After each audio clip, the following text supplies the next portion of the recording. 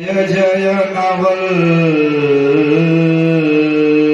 किशोर, जय गोपी चित चोर प्रभु, जय जय माखन चोर।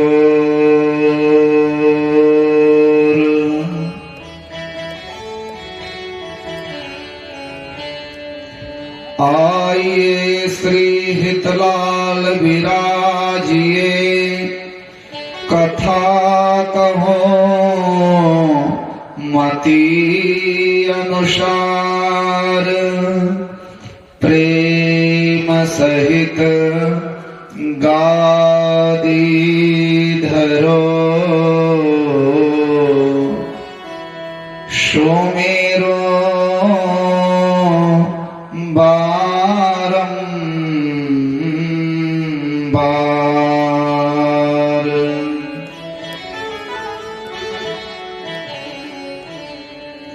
प्रेम सहित गादी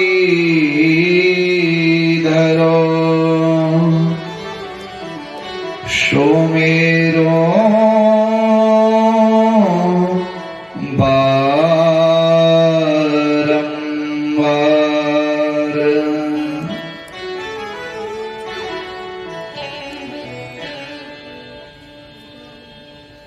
भगवान श्री कृष्ण जी की वांगमयी प्रतिमूर्ति श्रीमद् भागवत महापुराण, श्रीमद् भागवत कथा ज्ञान यज्ञ में आवाहित समस्त देवी एवं देवता, हमारे गोवर्धन भगवान, तुलसी माता, यमुना महारानी, श्रीमन नारायण स्वरूप शालिग्राम भगवान, लड्डू गोपाल भगवान, समस्त ग्राम निवासियों के ऊपर में अपनी कृपा बरसाने वाले श्री हितलाल बाबा, शंकर भगवान, काली माई, कामाख्या भवानी,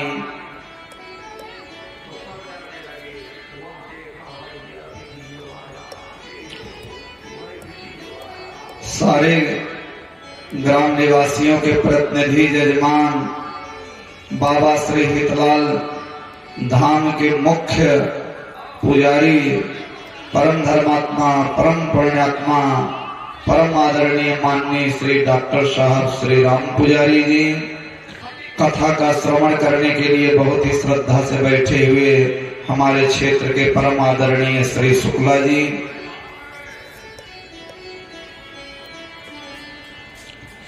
धर्मानुरागी सज्जनों, श्रद्धामयी माताओं, बहनों, देवियों एवं छोटे छोटे बच्चों,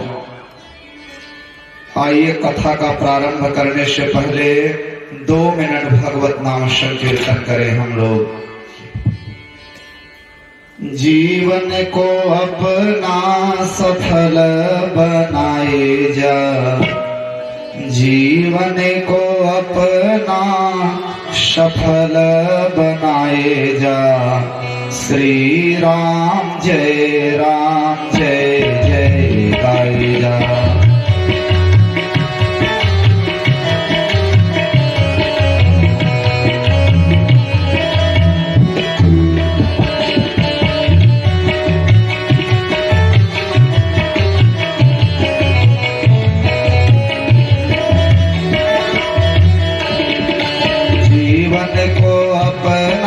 सफल बनाए जा, श्री राम जय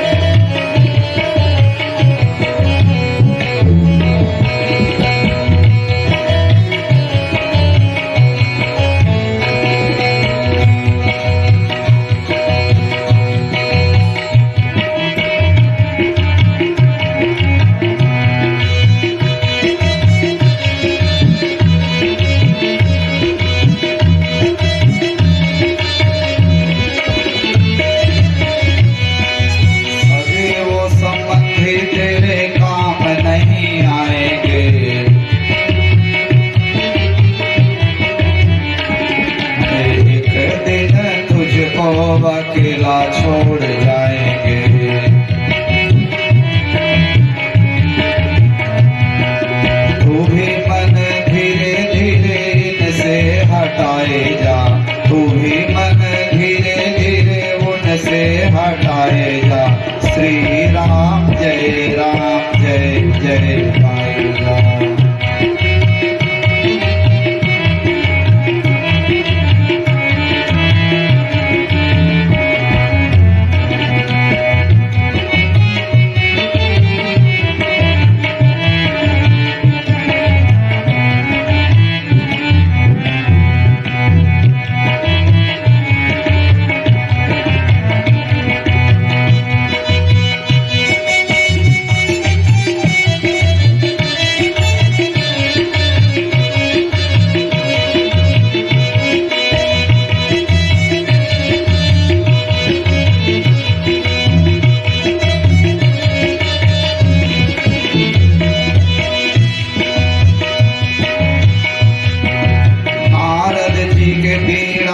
सुंदर ये जाप है, नारद के बीड़ा का सुंदर ये जाप है। जपने से मिट जाता जन्म का पाप है।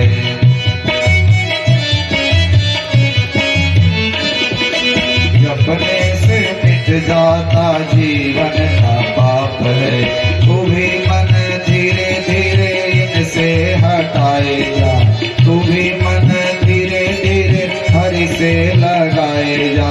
श्री राम जय जय गाए जा।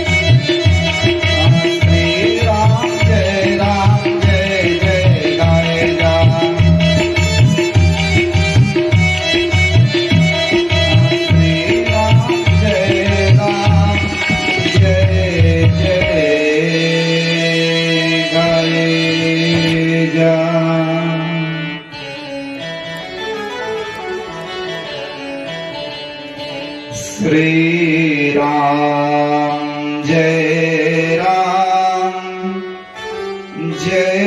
जय गाए जा।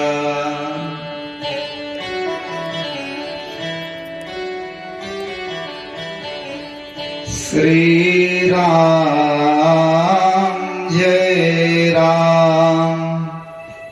जय जय गाए जा।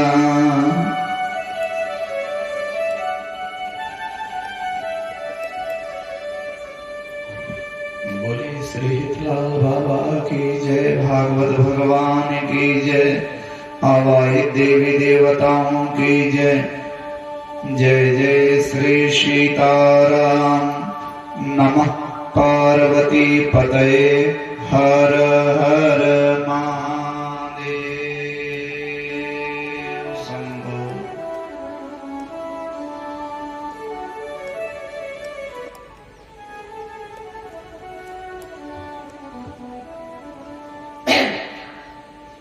आइए हम सभी भक्त लोग हितलाल बाबा के स्थान पर खूब मीठी मीठी प्यारी प्यारी भागवत जी की कथा को सुने।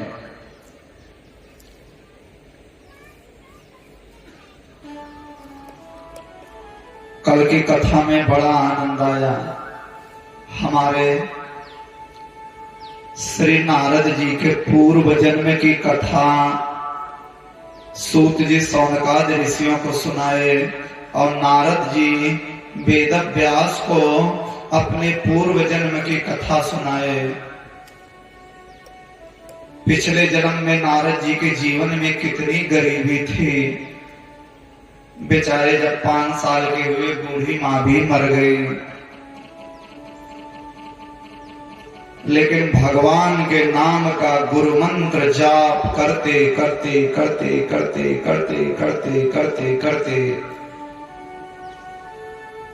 नारद जी दूसरे जन्म में देवर्षि हो गए। नारद जी ने व्यास जी को चतुश्लोकी भागवत दी, 4 श्लोक दिए। उन्हीं 4 श्लोकों को वेद व्यास जी ने 18,000 श्लोकों में परिणित कर दिया। विशाल भागवत बन करके तैयार हो गई और वो भागवत की कथा श्री सुखदेव ने को वेद व्यास जी ने सुखदेव को भागवत पढ़ाया।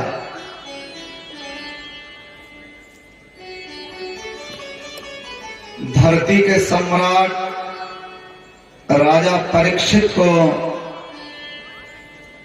जब एक ब्राह्मण के बालक ने श्राप दे दिया, कौरव और पांडव खानदान में बहुत बड़ा युद्ध हुआ। भीम की गदा के प्रहार से दुर्योधन तड़प रहा है। अश्वत्थामा दुर्योधन की तड़प देख ना सके, 5 पांडवों को रात्रि में मारने गए। द्रौपदी के 5 बेटों का सिर काट लिए। अर्जुन जब द्रोणा अश्वत्थामा को बांध कर ले आए तो द्रौपदी बोली नहीं, इन्हें छोड़ दो, ये गुरु जी का बेटा है। अश्वत्थामा ने दोबारा ब्रह्मास्त्र चलाया। उत्तरा के गर्भ में अभिमन्यु लड़ाई के मैदान में मारे जा चुके हैं। उत्तरा रोते हुए भगवान के शरण में आई तो भगवान योग के माध्यम से अंगुष्ठ मात्र के होकर के उत्तरा के गर्भ में प्रवेश कर गए और उस गर्भस्थ शिशु को मेरे भगवान ने बचा लिया।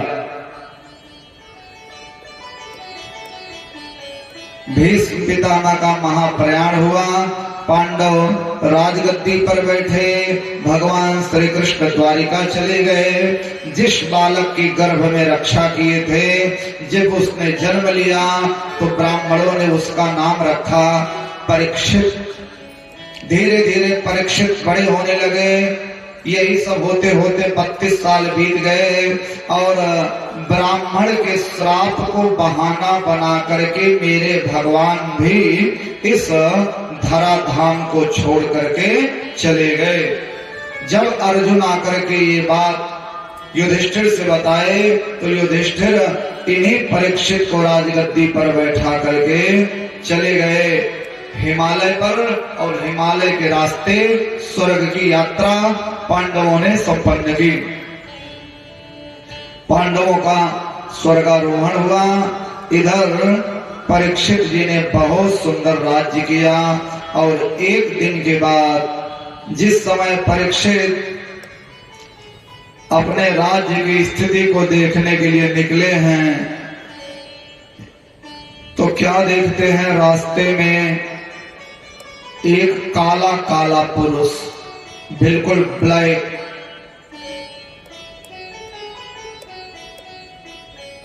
अंग्रेजी में कहते हैं ब्लैक मैन, ब्लैक, एकदम काला।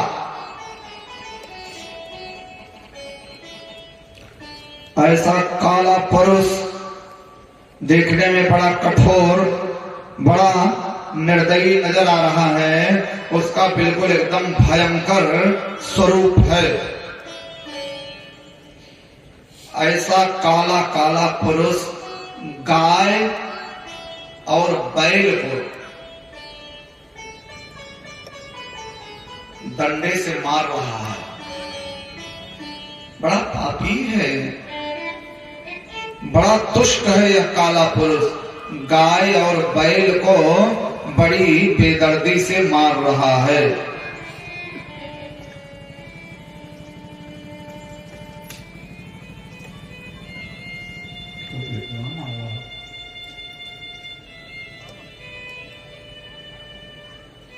तो राजा परीक्षित कहे, अरे हमारे राज्य में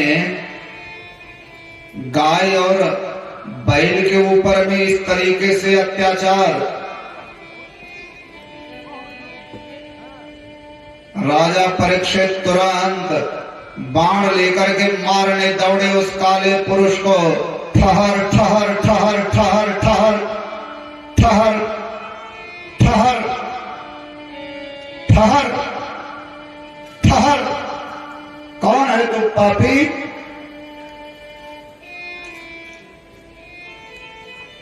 जो मेरे राज्य में इस तरीके से गाय और बैल के ऊपर में अत्याचार कर रहा है। राजा परीक्षित ने तलवार उठाई। तम जिघासुमभिप्रेत्य विहाय नृपलांछनम् तत्पादमूलम् शिरसा समगात् भयविह्वलः।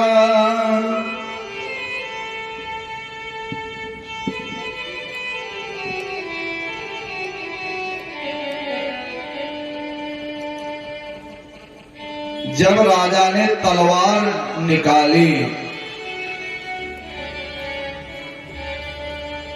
तो वेद व्यास जी लिखते हैं, सूत जी सौनकाद ऋषियों को कहते हैं, नावधि छलोक्य माने कलयुग ताड़ गया।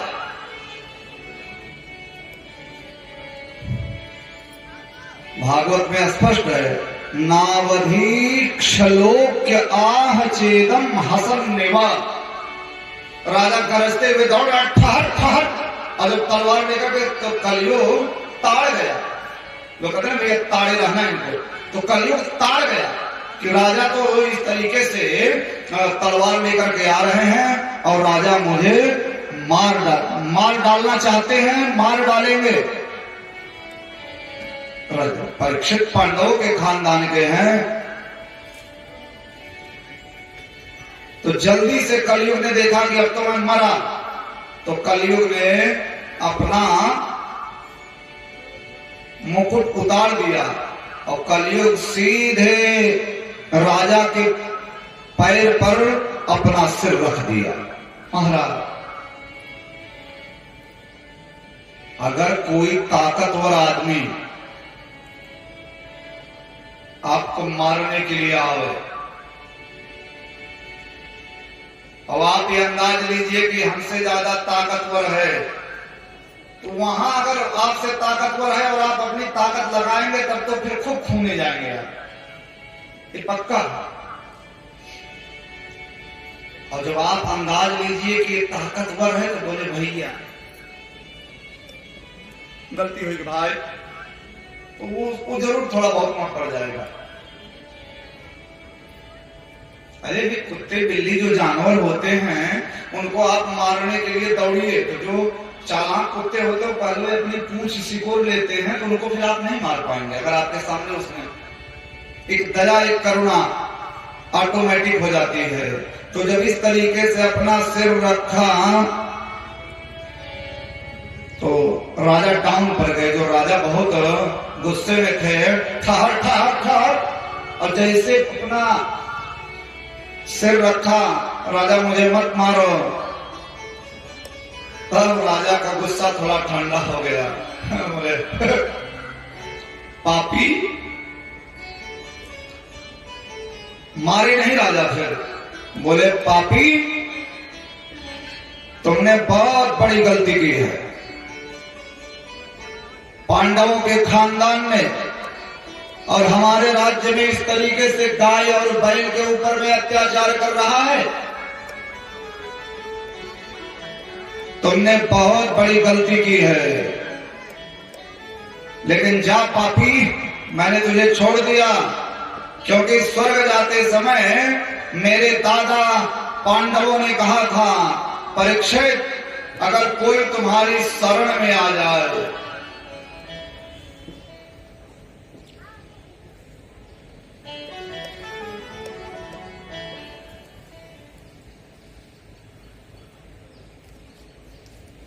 बैठ तकिए पे।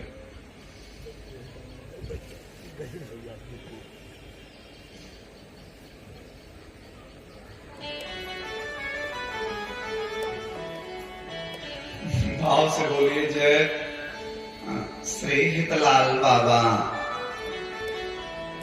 हमारे दादा पांडवों ने कहा था कि परीक्षित कोई शरण में आ जाए तो उसे छोड़ देना। न ते गोडा के सयसो धराणा बद्धांजलिर्वै भयमास्ते के चेत्। न ते गोडा के सयसो धराणा बद्धांजलिर्वै भयमास्ते के चेत्। नावर्तितव्यं भवता कथञ्चन नावर्तितव्यं भवता कथञ्चन। क्षेत्रे मदीये त्वमधर्मबन्धो क्षेत्रे मदीये त्वमधर्मबन्धो।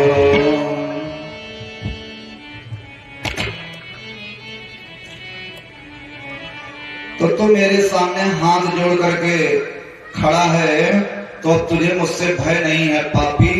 लेकिन एक काम करो, तुमने बहुत बड़ी गलती की है, इसलिए हट जाओ और आज के बाद से निगाह के सामने नजर मत आना। मैं तुम्हें जीवन दान दे रहा हूं, लेकिन चले जाओ हमारे राज्य की सीमा से बहुत दूर। जाओ, हटो। तब कलयुग ने कहा, राजा वो काला पुरुष, अभी ये कंफर्म नहीं है कि वो कलयुग ही है। वो काला पुरुष हाथ जोड़ करके कहा, मैं कहां जाऊंगा राजा, मैं कहां जाऊंगा? पूरी धरती के सम्राट तुम हो राजा, मैं जहां भी जाऊंगा वहां तुम्हारा राज्य होगा। हे राजा, ना ही मुझे मारो और ना ही मुझे भगाओ, मुझे समझने का प्रयास करो राजा। मुझे भगाओ मत राजा, मुझे मारो भी मत राजा, मुझे समझो, मैं समझने की चीज हूं राजा। मैं हूं युग धर्म, मैं युग धर्म हूं राजा। जैसे सतयुग अपना काम करता, त्रेता अपना काम करता, द्वापर अपना काम करता, उसी तरह से मैं कलयुग हूं राजा। कलयुग,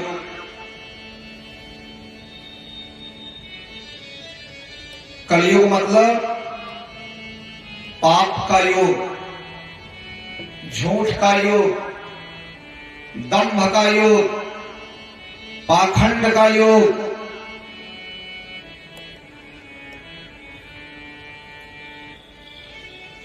आप लोग अनुभव किए होंगे कलयुग में जो जितना ज्यादा पाखंड करे, जितना ज्यादा दंभ करे, जितना ज्यादा दिखावा करे, उतना ही बड़ा माना जाएगा।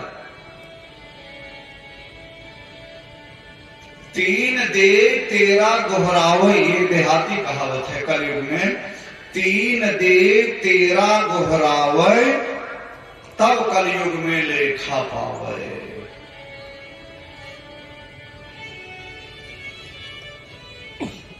तीन देव तेरा गोहरावे मतलब, तो इसकी एक कहानी है कलयुग की। एक बुढ़िया थी, विधवा, पतिदेव समाप्त हो गए, बेचारी गरीब थी और 8 साल का बेटा है। पति खत्म हो गया तो वह स्त्री गांव के साहू के पास में गई। उसके पास में 3 मुहर थे। उस स्त्री के पास में 3 मुहर थे।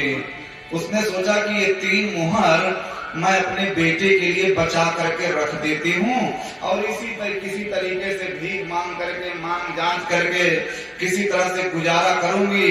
और जब बेटा धीरे धीरे बड़ा हो जाएगा तो इसी 3 मुहर से अपना कोई व्यापार व्यापार कुछ करेगा। तो वो 3 मुहर गांव के एक साहूकार के पास उस स्त्री ने गिरवी रख दिया कि ये सेठ जी, ए साहूकार, आप ये मेरी मुहर रखे रहो, जब मैं मांगूंगी तो मुझे दे देना। साहूकार ने कहा ठीक है। साहूकार ने मुहर रख दिया और बुढ़िया भी अपना बेटा पालती गई 7-8 साल बीत गया। वो 8 साल का बेटा 16-17 साल का हो गया। भीख मांगती रही, किसी तरीके से गुजारा करती रही। तो जब बेटा 16-17 साल का हो गया तब उस स्त्री ने सोचा कि अब मैं चलो साहूकार से अपनी 3 मुहर मांग लूं और बेटे की कुछ लाइफ सेट किया जाए। मुहर बड़ी कीमती होती है। अब जब गई वो मुहर मांगने तो साहूकार को आ गया लालच, साहू के अंदर लालच आ गया। साहू ने स्पष्ट कहा, हट हट भीख मांगे, चली आई मुहर मांगने। पंचायत बटरी और बड़ी पंचायत में साहू ने मना कर दिया कि अगर इसके पास मुहर होती तो ये गली गली भीख मांगती, ये स्वयं भीख मांगती है और हमारे ऊपर में मुहर रखने का इल्जाम लगाती है। अब वो स्त्री कहा नहीं, हमने मुहर दिया। सेठ बोले हमें मुहर नहीं दिया। अब बेचारे पंच लोग क्या करें? पंचों ने कहा देखो भाई, न देते किसी ने देखा न लेते किसी ने देखा। आप कर रहे हैं हमने दिया और साफ कर रहे हैं जो नहीं दिया। तो चलिए कसम खाई। गंगा जल ले आया गया। लोग कहते ना भैया गंगा जल उठा करके कसम खा रहे हैं। तो कलयुग में जो बहुत जल्दी कसम खाने के लिए दौड़े, समझो झूठा ही है। एकदम झूठा ही आदमी बहुत जल्दी दौड़ता है पलटी एक पास। क्या गंगा उठाओ? तो हमारे गांव में लोग कहे गंगा उठाओगे, गंगा बल्टी है, फालतू बात करते हो। तो गंगा कहे भाई गंगा उठाई जाए। साहूकार ने गंगा उठा लिया, किसने हमें कोई मुहर नहीं दिया।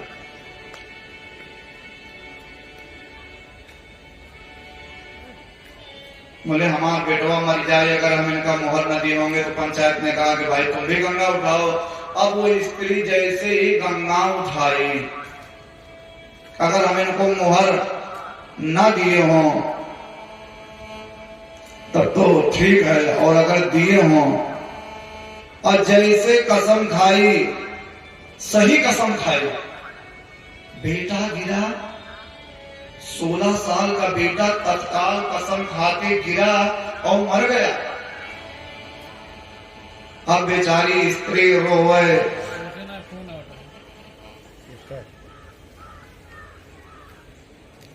सही कसम खाई,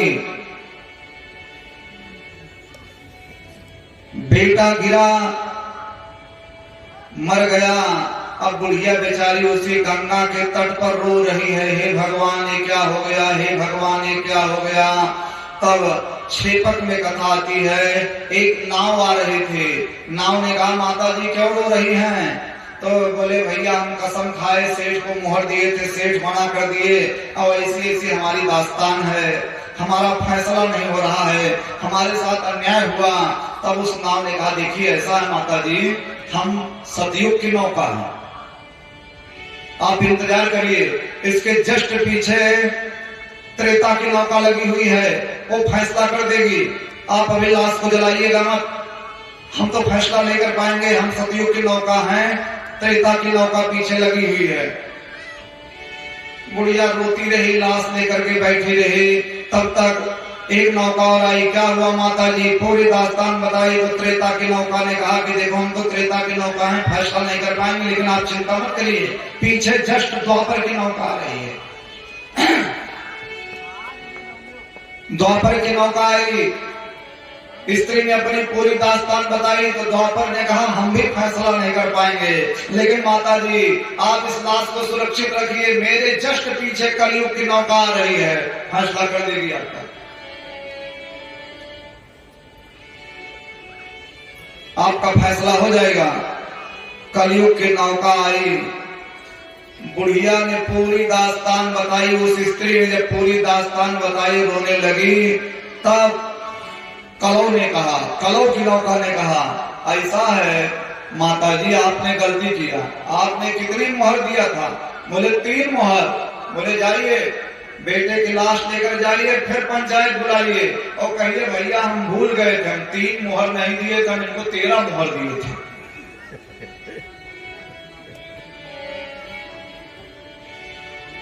गई रोने लगी कि हम इनको 13 मोहर दिए थे, गलत कसम खा लिए, गलत कसम खा लिए। लोगों को दया आई, फिर से इकट्ठा हुई। तब उस स्त्री ने कहा कि अगर हम इनको 13 मोहर ना दिए हों तो हमारा बेटा मरा तो है ही है, और अगर 13 मोहर दिए हों तो मेरा बेटा जिंदा हो जाए, और ना दिए हो तो मर तो गया ही है बेटा, कोई बात नहीं। और जैसे ऐसा कसम खाई, बेटा उठ करके खड़ा हो गया। बेटा उठ करके खड़ा हो गया। तब सांप 3 कोने का मुंह बनाए, नाई नाई हमका 3 मोहर दिए रही, 13 मोहर नहीं देते। तब पंचल का फालतू बात करते 13 मोहर। तो ये है कलयुग। 3 दे 13 दोहरावे, ते कलयुग में लेखा पावे। बहुत ज्यादा सात्विकता दिखाएंगे, बहुत ज्यादा सज्जनता दिखाएंगे, बहुत ज्यादा आप जो है ईमानदारी से, सत्यवादिता से रहना चाहेंगे तो आप नहीं रह पाएंगे। और चाहे जीवन में एक को सत्य न बोलिए, चिल्लाते रहिए हम बड़े सत्यवादी हैं, फिर देखा कमाल।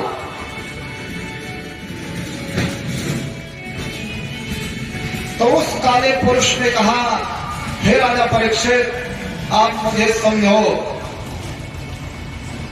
मैं युग धर्म हूं राजा, मुझे मारो मत राजा, मुझे स्थान दो।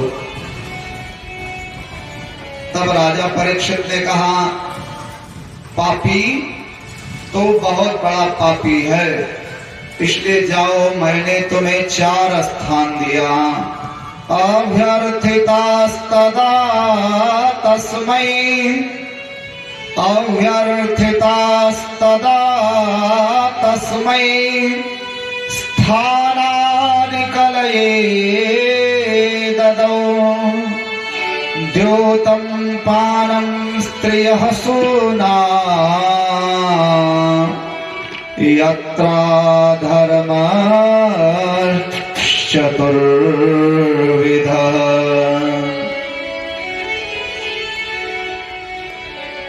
पहला स्थान राजा ने कहा, जा पापी मैंने तुम्हें शराब में स्थान दिया। मद्यपान, जहां शराबी शराब पिएंगे वहां तुम कुत्सित पाप के रूप में रहोगे।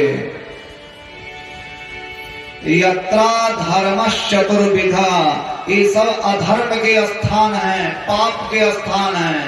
कोई आदमी शराब पीने वाला हो और शराबी आदमी ये समाज में दिखाने का प्रयास करे कि हम बहुत बड़े धर्मात्मा हैं, शराबी कभी धर्मात्मा नहीं हो सकता।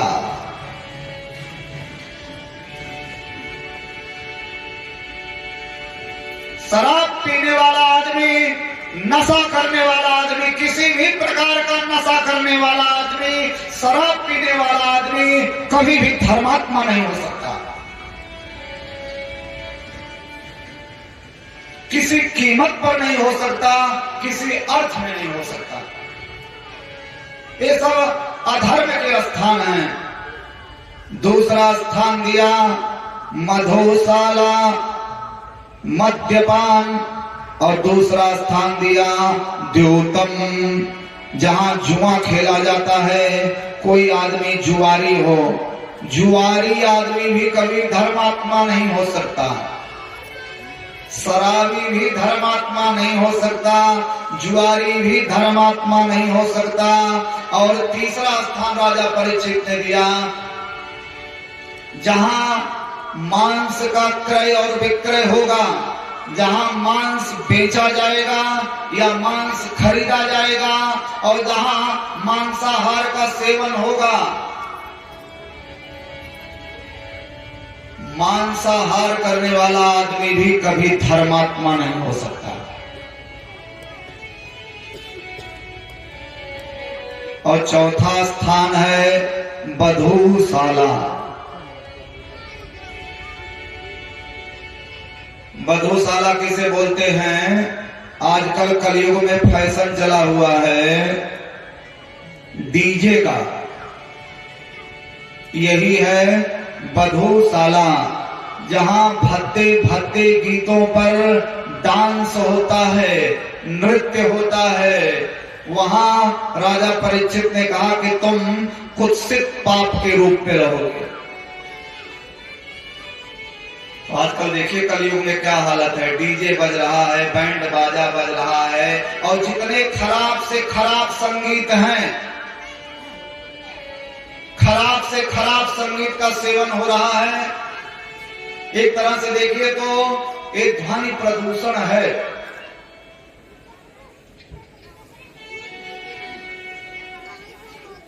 धक धक धक धक ढिक ढिक ढिक ढिक चारों तरफ से।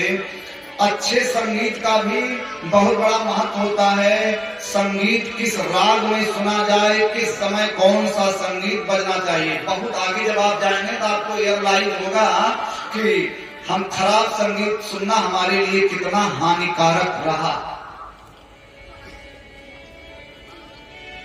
संगीत बहुत अच्छी चीज है, लेकिन जिस तरह का संगीत आजकल चल रहा है उस तरह का संगीत थोड़ी।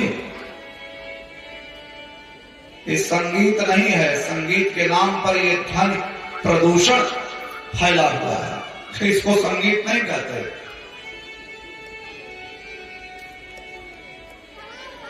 राजा परीक्षित ने कहा जहां भद्दे भद्दे खराब खराब संगीत होंगे वहां तुम कुत्सित पाप के रूप में रहोगे। इन चारों स्थानों पर राजा ने बाकायदा रोक लगाई, लेकिन आज की तथाकथित जो सरकारें हैं, जिस चीजों पर उस समय के धर्मात्मा राजा ने रोक लगाई थी, आज की तथाकथित सरकारें उन्हीं चीजों पर बाकायदा लाइसेंस दे रही हैं। शराब को भी सरकार की तरफ से बाकायदा शराब आप पी सकते हैं, शराब आप बेच सकते हैं, बस यह सरकारी लाइसेंस आपके पास होना चाहिए। जुआ को भी सरकार ने दिया स्थान कैसीनो के रूप में। बड़े बड़े डेवलप शहरों में लोग कहते हैं भाई कैसीनो खेल रहे हैं।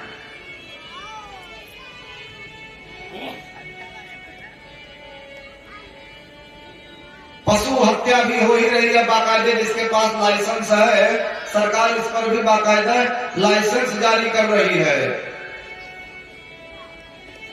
और खराब खराब संगीत देखिए, उसके लिए सरकार ने बाकायदा क्लब अलाउ किया है।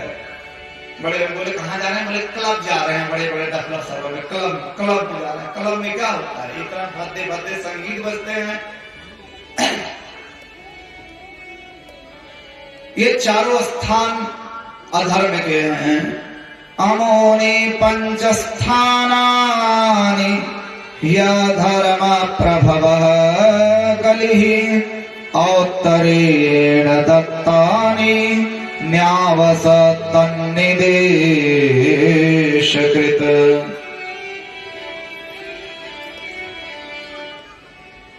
तब कलयुग ने कहा राजा आपने जो 4 स्थान दिए, ये चारों स्थान बहुत गंदे हैं राजा।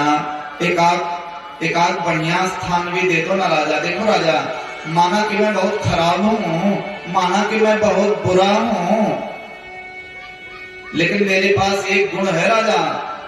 मेरी खराबी देखने के चक्कर में मेरे गुण को आप इग्नोर मत करो।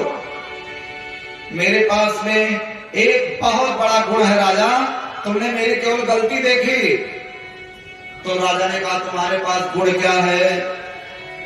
कलयुग ने कहा देखो राजा, सतयुग में, त्रेता में, द्वापर में भगवान को प्राप्त करने के लिए, सिद्धि को प्राप्त करने के लिए, सुख शांति प्राप्त करने के लिए बहुत बड़ा बड़ा यज्ञ करना पड़ता था। अश्वमेध यज्ञ, राजसूय यज्ञ, चांद्रायण व्रत।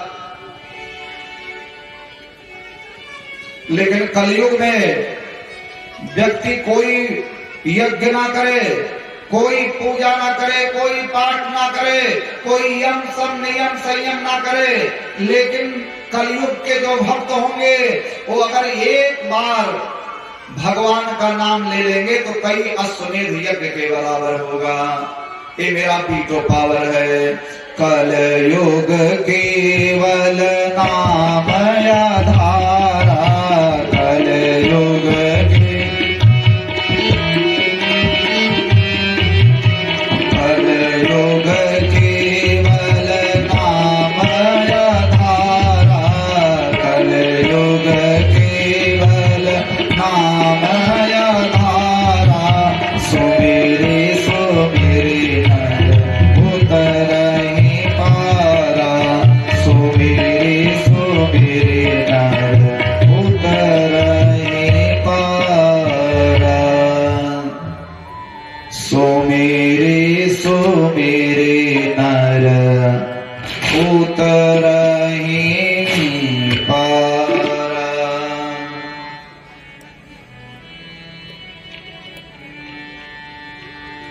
कलयुग में भगवान का भक्त अगर आर्त होकर के भगवान का नाम गाए, हरे रामा रामा रामा हरे हरे, हरे रामा रामा रामा हरे हरे।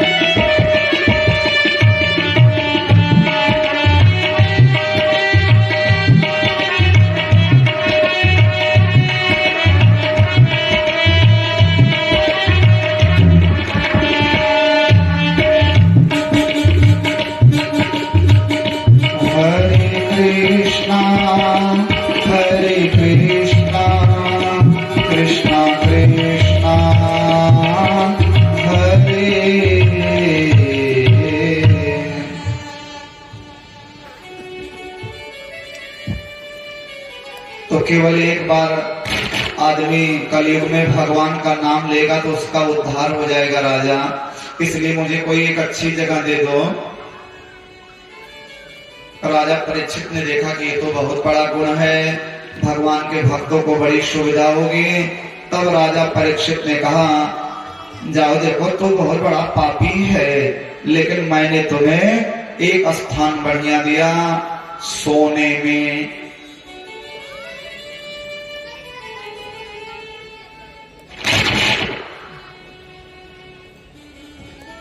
मैंने तुम्हें सोने में स्थान दिया। राजा ने कहा। अब सूत जी ये कथा सौनकादि ऋषियों को सुना रहे हैं। बोले सोने में स्थान,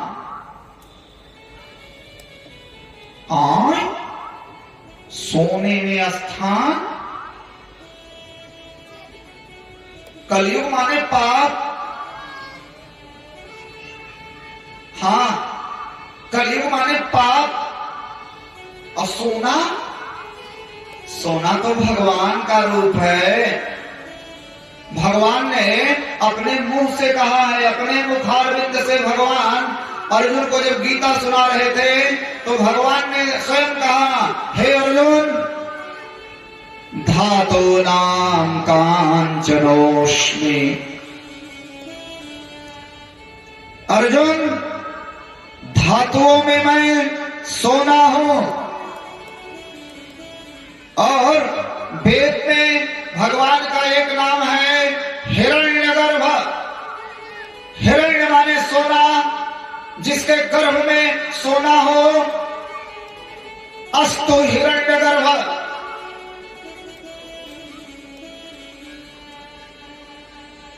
बड़े बड़े वैदिक विद्वान लोग बैठे हैं, वैयाकरणी नैयायिक लोग बैठे हुए हैं।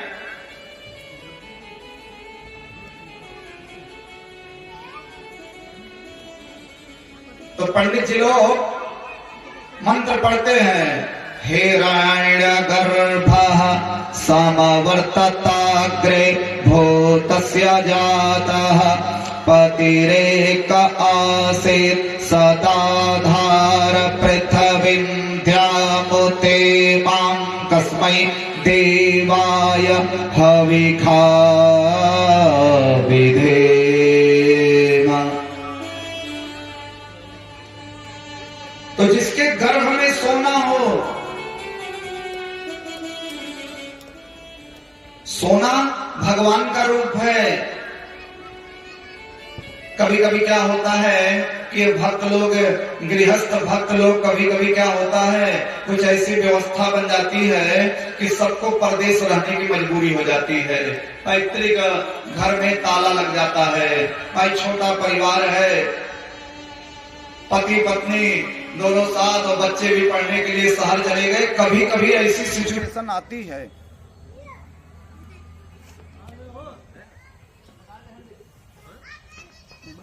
डॉक्टर हुआ है, कथा 6 से 10 होने वाली थी, भीड़ जमकर बैठा जाए 4 बजे।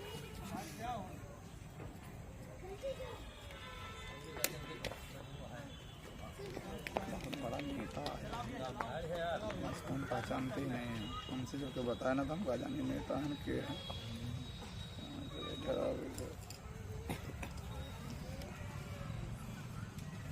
और महाराज जी, अरे पहचान लिए? अब वहीं पहचाने। और ठीक है ना। असल में इसका फोकस हुआ जो है ना, दूध है, ये उधर कायदे से देखने नहीं देता है। और भैया बहुत बढ़िया है। लाओ देव प्रसाद। गए थे वहाँ, विधायक जी का जन्मदिन था। हाँ, ये सुनिए थे हमने कहा महाराज से ऐसे चलो भाई मिल के। अरे आप सोशल मीडिया बहुत लोकप्रिय है। हम कहा लेकिन क्या नाम वो है ना, आमने सामने दर्शन आ जाता है। हाँ, तो हम कहा भाई महाराज से चलो। लेकिन ये है कि इंटरनेट के माध्यम से हम बराबर आपका हाँ हाँ हाँ हाँ, होता हमारा आपका आह्लादित होते रहते थे। अरे क्षेत्र के लिए बहुत गौरव की बात है। समाज सेवा करते रहिए, आपकी समाज सेवा से हम बहुत प्रसन्न हैं। फोटो आए सो फोटो सही आइए ए राम जी, आइए राम जी लियो फोटो खींचो, फोटो ले भैया। तो लाओ मैं नो लाइट जला दियो भाई महाराज जी के। ये आपके मित्र हैं ना?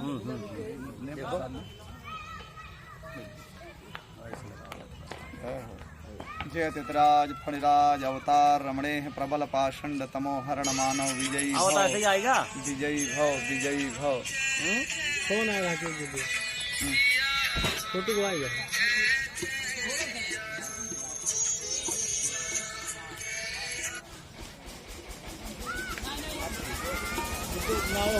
नहीं लगाओ कर दो भैया।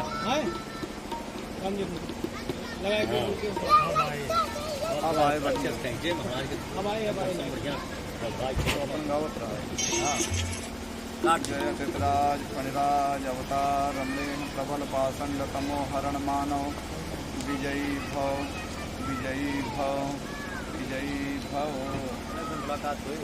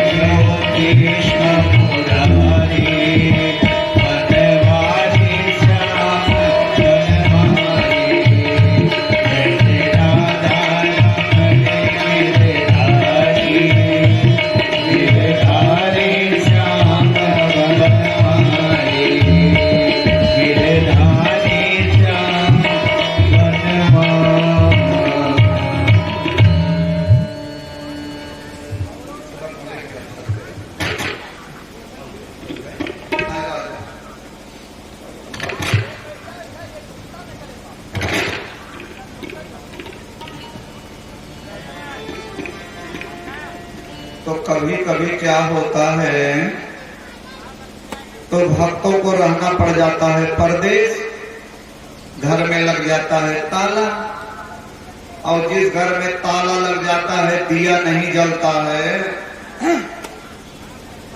एक भूत आया और देखा तो सब भूतों का कहता है चला चला भैया, वहीं घर खाली है। तो जिस घर में कोई दिया जलाने वाला नहीं रहता, अंधेरा रहता है, ऐसे घर में भूत प्रेत वास करने लगते हैं, ये कन्फर्म है। तो उसका भी सलूशन है, उसका भी उपाय है।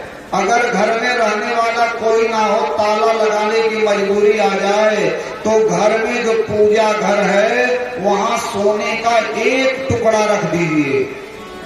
सोने का एक टुकड़ा अगर वहां रहेगा तो भूत जब जाएंगे, अलाय बलाय जब जाएगी, अरे भैया यहाँ सोना रखा है।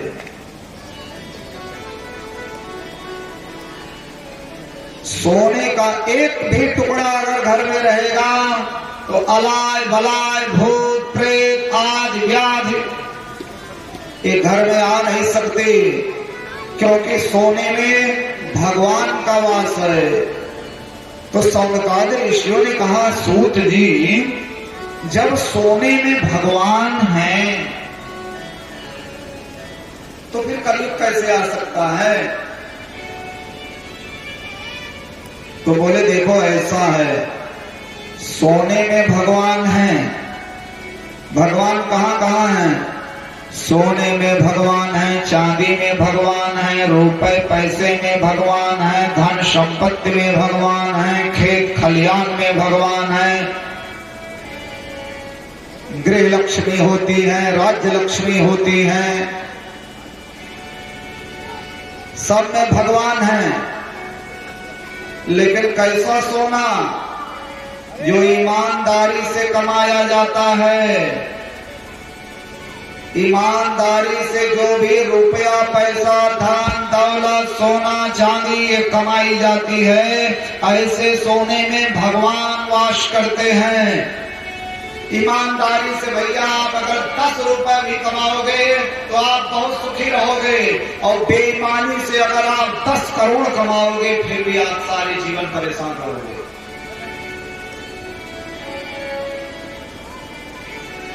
जो लोग ईमानदारी से 10 रुपए भी कमाते होंगे उनके घर की रौनक देख लीजिए, और जो बेईमानी से खरबों की संपत्ति खड़ी किए होंगे उनके भी घर जाकर के देख लीजिए। कल के कल आप आजमाइश कर लीजिएगा।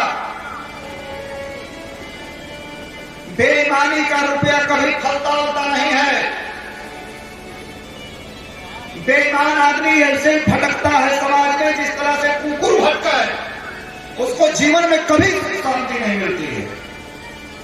हर कोई ईमानदार रहेगा, वो सूखी रोटी खाएगा, उसके चेहरे पर तेज होगा, उसके बच्चों में तेज होगा। अब बेईमानी करोगे उठना बैठना मुश्किल रहेगा। अरे राम हो। इसलिए जीवन में कभी भी बेईमानी मत करिए। तो बेईमानी से जो सोना चांदी कमाया जाता है, ऐसा धन ही काला धन हो जाता है। और ऐसे काले धन में शैतान वास करने लगता है।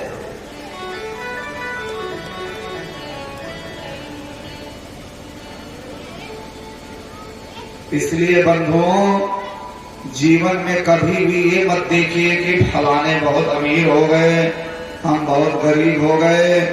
ईमानदारी से कमाने का प्रयास करिए।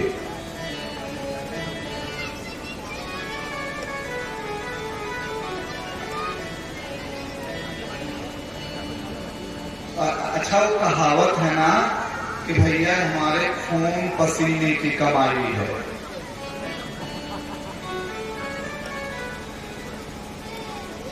पंडिताइन वाली कथा तो आप लोगों को बताए हैं कि बेईमानी का धन फलता नहीं। एक रहे पंडित, एक रही पंडिताइन। पंडिताइन की गाय 10 लीटर दूध दे तो पंडिताइन उसी में 10 लीटर पानी मिला करके पूरे गांव में दूध बेचे। पानी मिला मिला के दूध बेचे। पंडित बेचारे सज्जन आदमी। पंडित जी कहे देखो पंडिताइन, ये बेईमानी ठीक नहीं है। पंडिताइन कहें फालतू बात करना मत पंडित, मैं जो कर रही हूँ वही करूंगी। जो 10 लीटर दूध है उसका पैसा तुम रखना पंडित, और जो मैं पानी मिला रही हूँ, पानी मिला करके जो पैसा कमा रही हूँ वो मैं अपने पास रखूंगी। पंडित कहे भाई कोई बात नहीं। बहुत दिन तक दूध बिका तो पंडिताइन अपने लिए बनवाई नाक में नकबोल्ला, को बड़ा सा नकबोल्ला बनाई। अब वही नकबोल्ला पहन के गई गंगा नहाने। पंडित भी साथ में थे, डुबकी लगाई। नकबोल्ला उसी गंगा नदी में कहीं पत्थर था, फंस गया।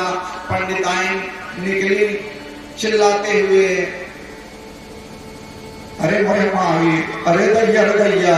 पंडित कहे का हो पंडिताइन का हो? अरे कहे हमार नकबोल्ला वहीं पानी में चला गया, हमार नकबोल्ला वहीं पानी में चला गया। तब पंडित गए, हो पानी का पैसा पानी में, पानी मिला मिला कर दूध बेची और नकबोल्ला बनवाई तो पानी का पैसा था पानी में चला गया। पंडिताइन कहे हमारे गुरुओं कट गया। पंडित कहे अब हमारा छंद पूरा हो गया। पानी का पैसा पानी में, नाक कटी बेपानी में। पानी का पैसा पानी में, नाक कटी बेपानी में।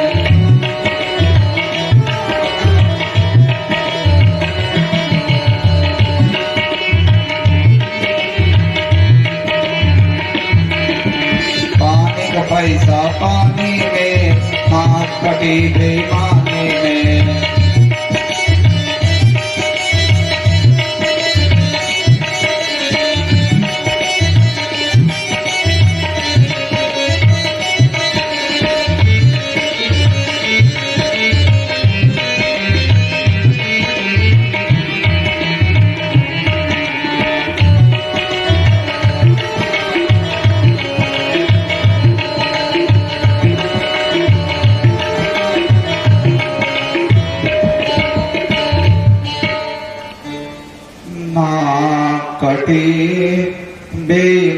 बेईमानी में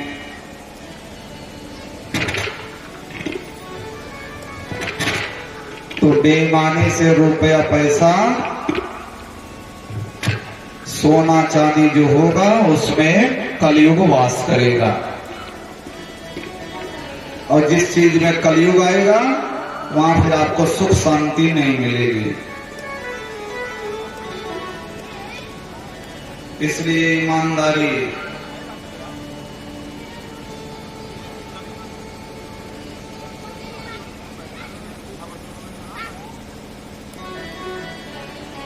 एक दिन के बाद राजा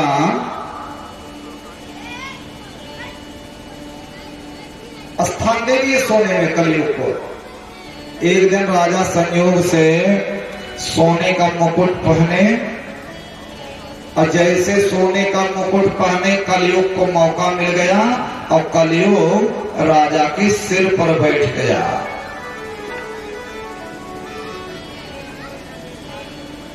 क्योंकि राजा ने आज जो मुकुट पहना है ये मुकुट राजा का नहीं है, ये मुकुट अत्याचारी जरासंध का मुकुट था, खजाने में रखा था। पांडव लोग जरासंध को मार के आए, मुकुट खजाने में रखा है। राजा ने मुकुट पहना, पापी का मुकुट, और कलयुग सिर पर बैठ गया। और राजा एकदा धनुर्दाम्या विचरन् मृगयां वने मृगाननो गत शांता क्षुदित स्त्रिशतो भृशम्। राजा को बहुत जोर से प्यास लगी, और जब राजा को प्यास लगी तो राजा पानी पीने के लिए एक ऋषि के आश्रम में गए, और ऋषि का नाम है समीक ऋषि। राजा को बड़ी जोर से प्यास लगी है, कलयुग सिर पर बैठा हुआ है। जब पाप सिर पर बैठता है ना तो दिमाग काम नहीं करता। नादान भुगते अपनी करनी है, पापी पाप में चैन कहां।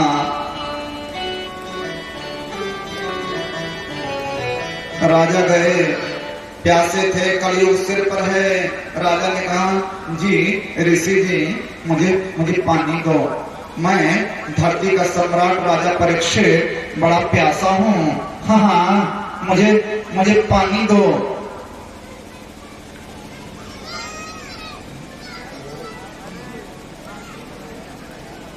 ऋषि ध्यान में तल्लीन थे। जो सच्चे संत होते हैं उनको दुनियादारी से तो मतलब होता नहीं। मन लागा मोरा यार फकीरी में, मन लागा मोरा यार फकीरी में।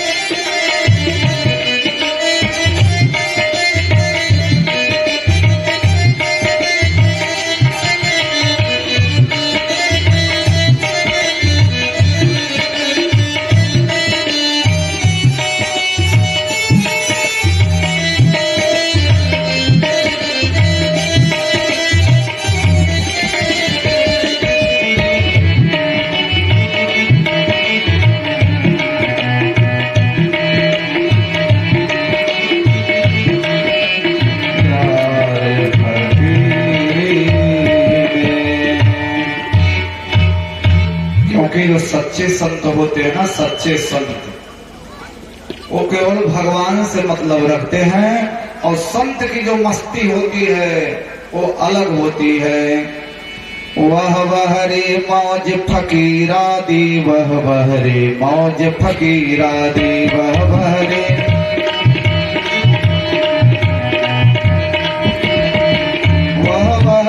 मौज फकीरा दी, वह रे मौज फकीरा दी।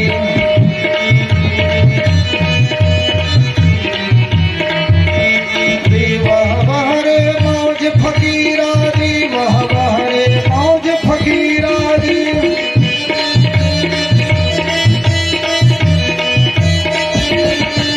वह रे मौज फकीरा दी, वह रे मौज फकीरा दी।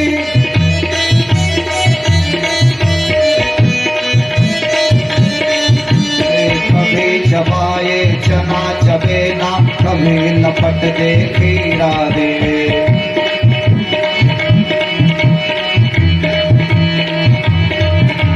कभी चबाए चना चबे ना, कभी लपट दे खीरा दे। वह रे मौज फकीरा दी, वह रे मौज फकीरा दी।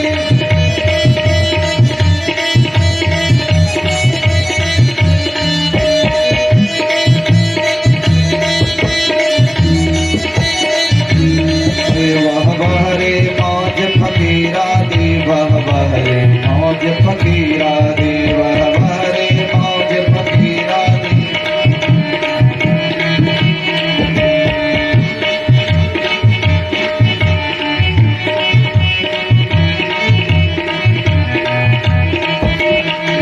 वह रे मौज फकीरा दी, वह रे मौज फकीरा दी।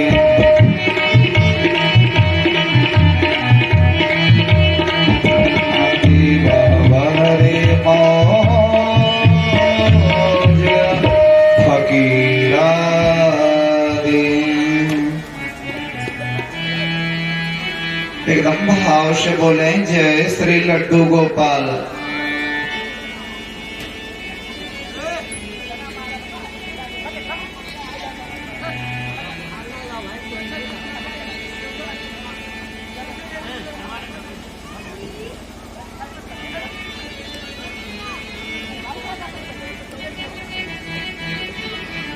वह रे मौज फकीरा दी, वह रे मौज फकीरा दी। जय श्री हितलाल बाबा। और भाव से बोले, क्योंकि देखिए कल बगैर भाव के छाता नहीं मिला था। एक आदमी छाता लेने गए, भाव क्लियर नहीं हुआ, छाता नहीं मिला। परमात्मा कैसे मिलेंगे, इसलिए भाव से बोले जय श्री हितलाल बाबा।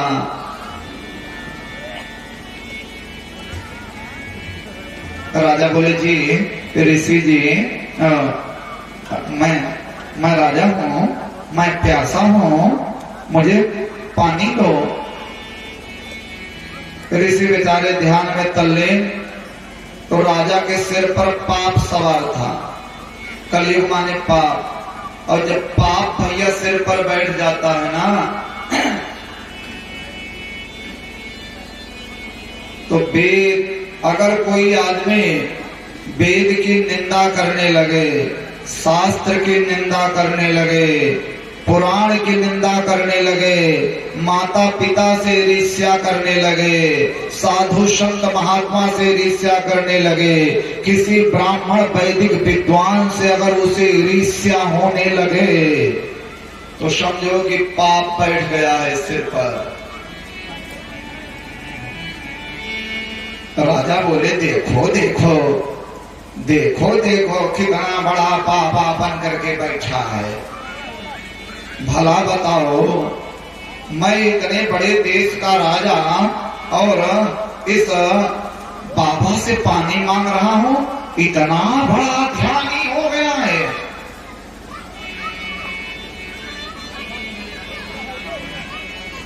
इसकी आंखें नहीं खुल रही है।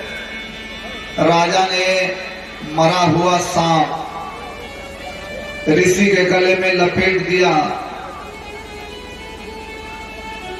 और उन्हीं समय ऋषि का 10 साल का बेटा श्रृंगी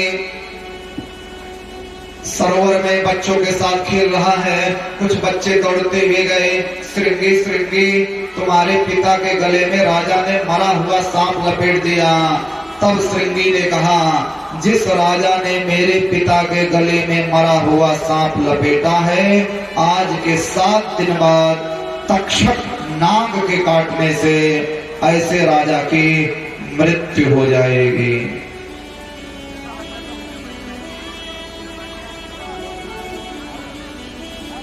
मृत्यु हो जाएगी ऐसे राजा की। श्राप देकर के आया, पिता के गले लग करके रोने लगा, सांप को दूर फेंका। पिताजी जगे और बोले, बेटा तुम क्यों रो रहे हो? पूरी दास्तान बताया कि राजा ने आपका अपमान किया, राजा ने आपके गले में मरा हुआ सांप लपेटा और मैंने राजा को श्राप दे दिया। तब समीक ऋषि बोले, बेटा तुमने बहुत बड़ी गलती कर दी। तुमने जिस राजा को श्राप दिया है ये बहुत अच्छा राजा था और इस राजा के साथ में षड्यंत्र हुआ है।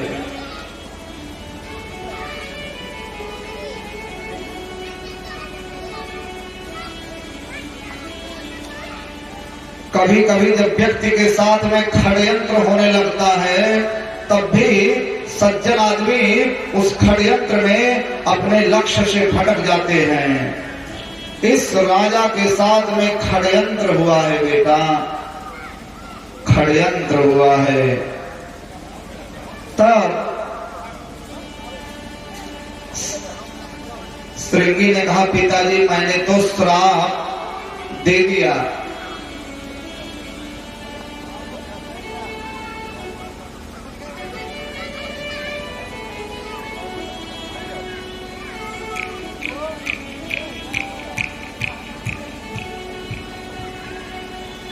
बहुत लोग आजकल के युग में मजा लेते हैं कि अरे महाराज ऐसे शराब देने से, अगर ब्राह्मण सत्यनिष्ठ है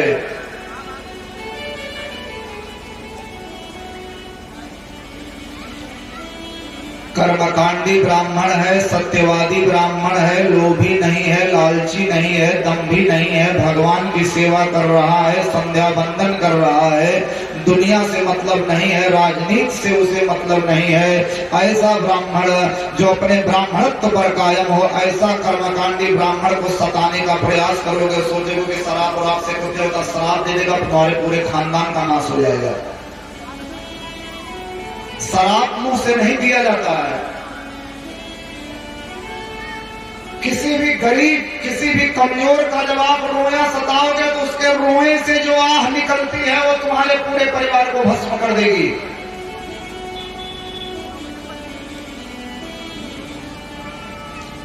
समीक ऋषि ने श्रृंगी से बताया। श्रृंगी ने कहा, पिताजी मैंने तो श्राप दे दिया। तब समीक ऋषि ने अपना एक चेला बुलाए जिसका नाम है गौरमुख। गौरमुख नाम का चेला बुलाए, बोले देखो जाओ और जाकर के राजा परीक्षित से कहो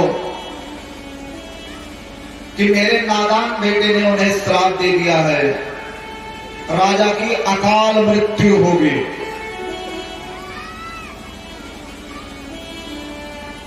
अपनी मुक्ति का राजा उपाय सोच ले।